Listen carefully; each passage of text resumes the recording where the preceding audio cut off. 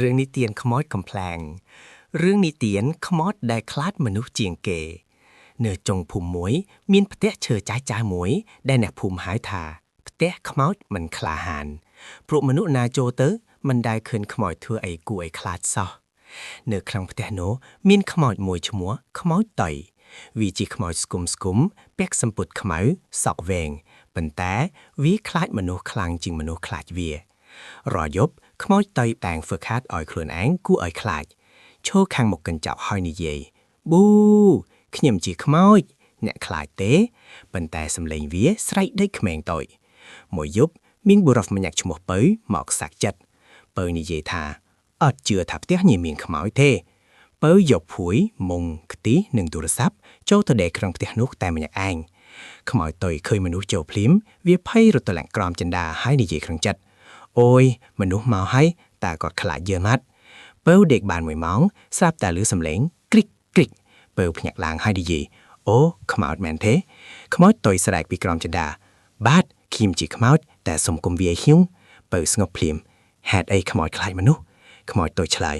មនុស្សមានឈើមានកំបិតមាន Facebook Live ខ្ញុំខ្លាច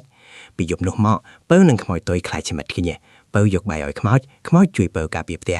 អ្នកភូមិឃើញហើយភ្ញាក់ផ្អើលអូផ្ទះខ្មោចខ្លាចជាផ្ទះសំណោចហើយចាប់តាំងពីថ្ងៃនោះគ្មានអ្នកណាខ្លាចខ្មោចទៀតទេព្រោះខ្មោចក៏ខ្លាចមនុស្សដូចគ្នាវគ្គទី2ខ្មោច live វីដេអូយប់ដំបូង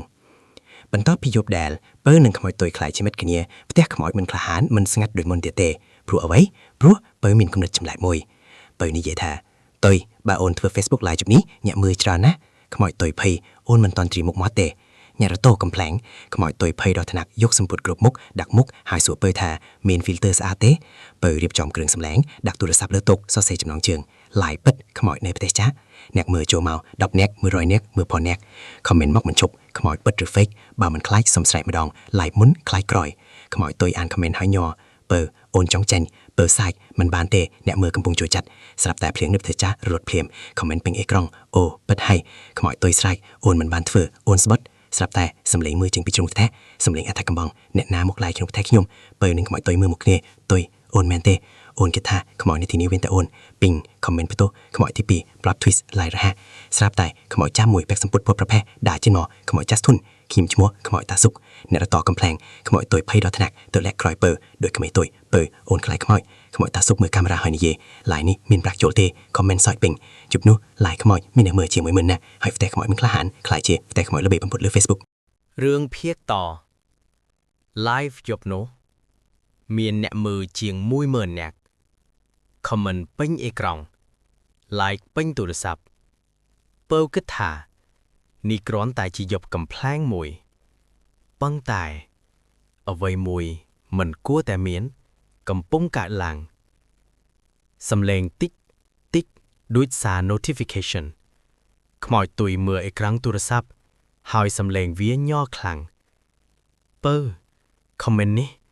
អូនមិនស្គាល់ពៅមើល comment មួយដែលគ្មានឈ្មោះគ្មានរូប profile សរសេរតែពាក្យតែមួយ